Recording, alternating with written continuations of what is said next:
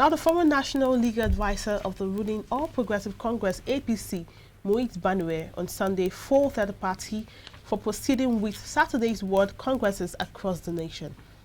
The exercise, he said, may be nullified by the court because of the hanging legalities bordering on the National Caretaker Committee headed by Yobe Governor Mai Mala Buni.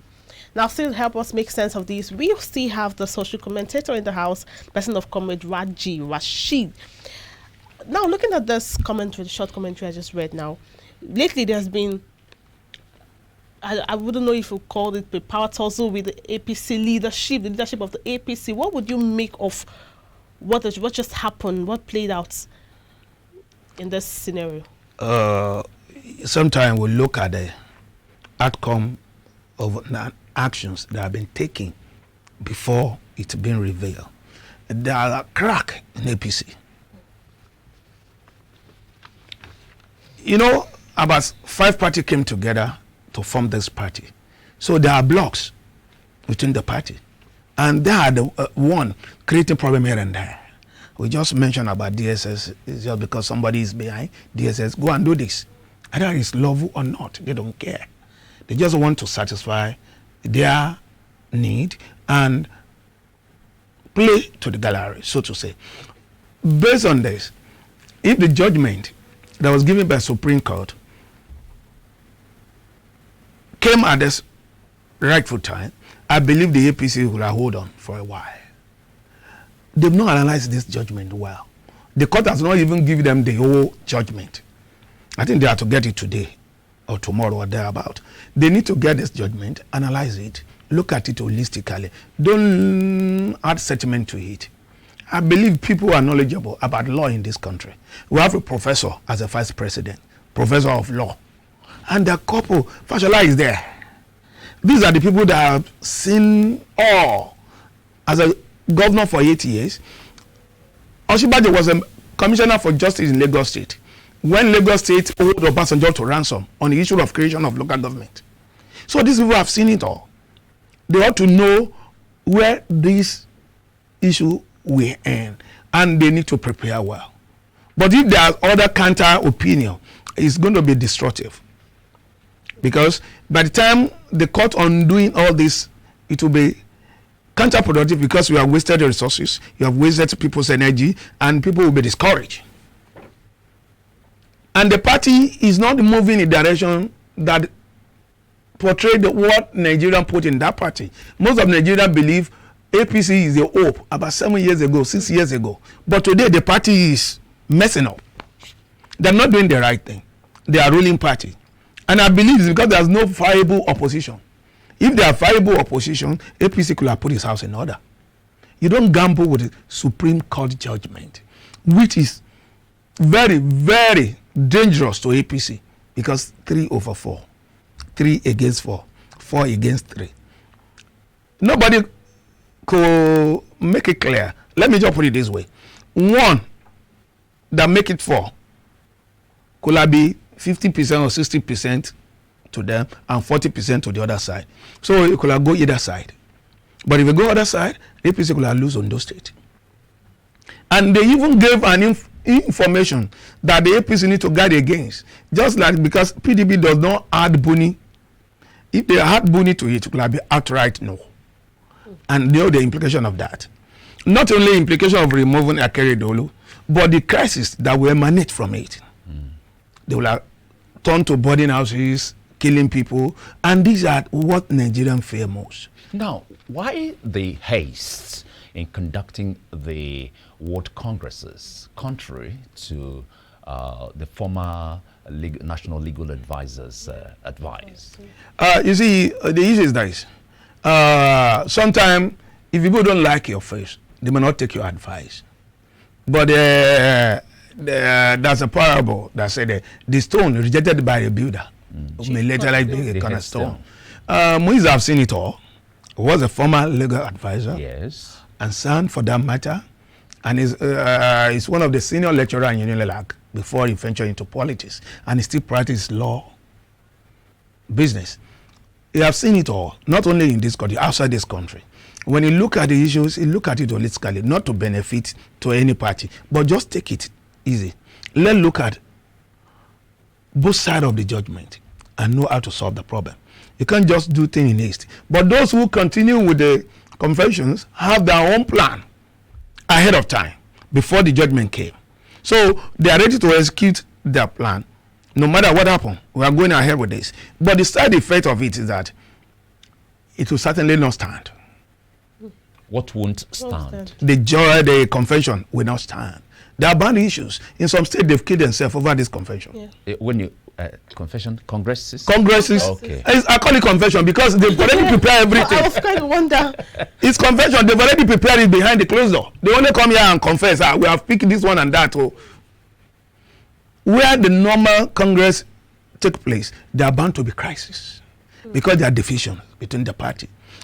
Now, why these divisions, intra-party divisions, especially when you consider the fact that this is the ruling party? Exactly. You don't zero your mind on divisions. Even when PDP was in power, there's a division here and there, but it's been properly managed. APC failed to manage their differences. That's why we're seeing this. Or could it be that because they had so many parties come together to make one? That's one major reason. Because those who join from one party will see themselves as a bloc. Whereby other people don't even believe in that. Once we are together, let's play it together. And those are the ones that always lose out. President wife mentioned some names some years back that those who put the president there are not in corridor of power. That shows you the bloc. Everybody is building houses for themselves in the APC. If I'm stronger, if I'm closer to president, I should be able to dictate. We are together in CPC. We are together in ANPP. So all these issues play out. And it doesn't help the ruling party. But because there's no viable opposition. Yeah, you keep mentioning viable opposition. Do you really think there's no viable opposition? There are other parties, or even the PDP is one of the major parties in Nigeria. So some people even say there's PDP, there's APC, and then there are other parties. So is it because they are the one in the seat of power at the federal level? That's why they feel like anything goes? Because if you mention viable opposition, I want to know what you mean by there is no viable opposition. Look back about 10 years ago and look at the activities of APC or ACN or AD. You understand, they are always ahead of government. PDP is in power, but they're always ahead of PDP. It's like you have a ruling party, PDP by then you have other party who are on their feet, chasing PDP. You are talking about Lai Mohammed today. Is it today you know Lai Mohammed? Lai Mohammed has been working for opposition when there's no hope that opposition will ever rule this country. Now, we are talking about PDP. PDP is not a viable opposition as far as I'm concerned. Today, somebody is moving from PDP to APC. Tomorrow, somebody is not, PDP is not on ground. No, but this has always been the case. I mean, jumping from one jumping to another. Is different from jumping. Okay. You see, there's an adage that a monkey want to jump from one tree to the other. Okay. It's because trees are closer. If trees are far off, it will be very, very difficult for monkey to jump. So you understand? Because your spirit is somewhere, you are in another place. So it's easier for you to cross. Those who are traditionally PDP will never join APC, no matter what happens. Well, who's left? If one, you see, we know some traditional state that belong to PDP, and I love them for that. Cross River, the governor just moved, nobody follow him. Go and check the record. I mentioned moving River State. To some extent, I was involved by then. Because we believe in Mbu is overshadowing the governor in his own state. But today you discover that PDP still take the largest shares in River State. The same thing in Delta. Edo is PDP state before Adam came. And you will discover that Adam came because he came from different party. Not opposition by then. He came from Labour Party. Yeah. So if he moved to party that suits him, it doesn't mean that the APC is a traditional party in the Edo state.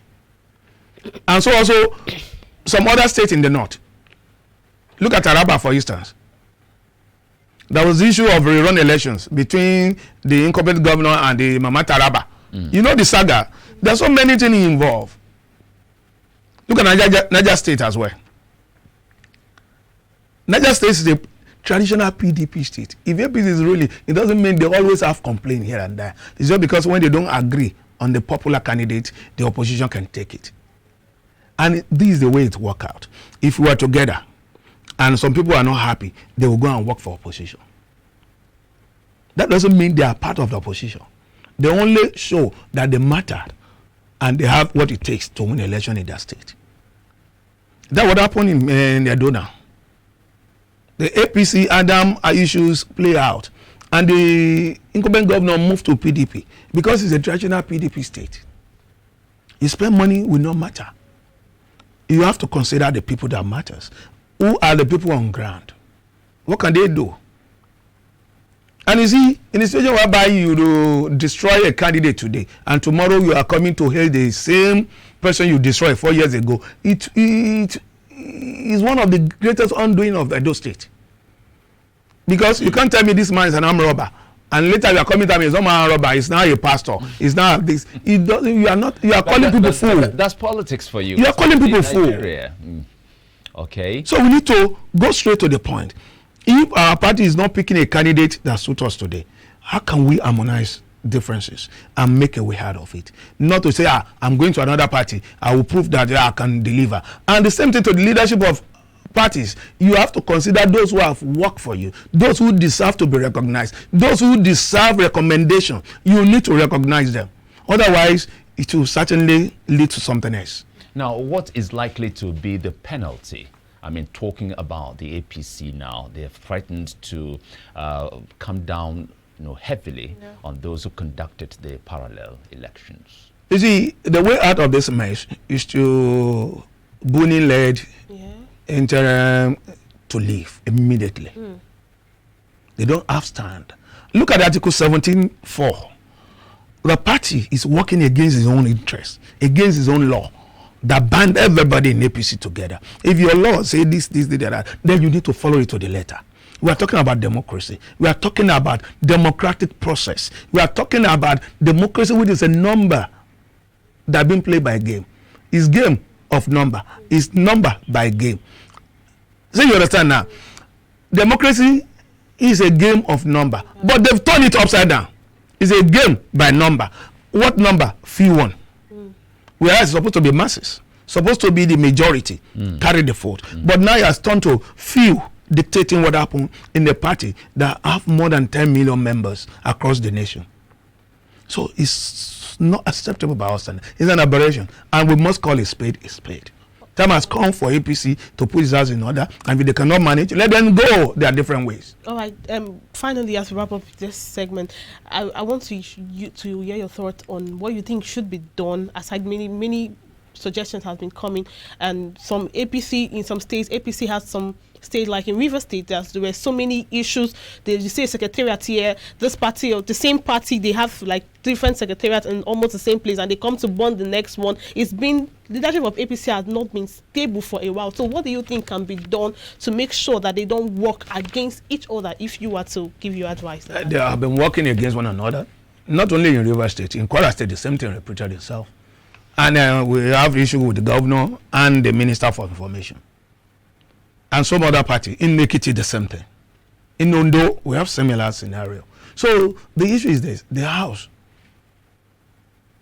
I can't really say the house because I don't think the vice presidents on the ground now have the authority to call anybody to order.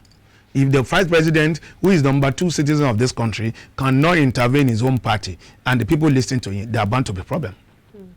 Because those who believe in democracy will tell you that, Oga, if they don't respect you, why can't you walk out of that place? There's another that say, go to where they will celebrate you. Don't go to where they will look down on you. I don't go to where they don't celebrate me. So if you believe you are politicians and you have what it takes to be in a political party, be in a political party that will worship you, that will celebrate you, that will reference you, that will consider you as part of them and listen to you when their need arise. I don't think there's anybody in this country that can tell me that you know better than Osibaju as far as law is concerned. Thank you very so much, much, Raji Rashid Oyewumi, a social commentator, for doing justice to this very topic. Thank you. And we are taking a break now. This is just the first part of it. We're going to have the second phase. Just wait for it directly after this short break.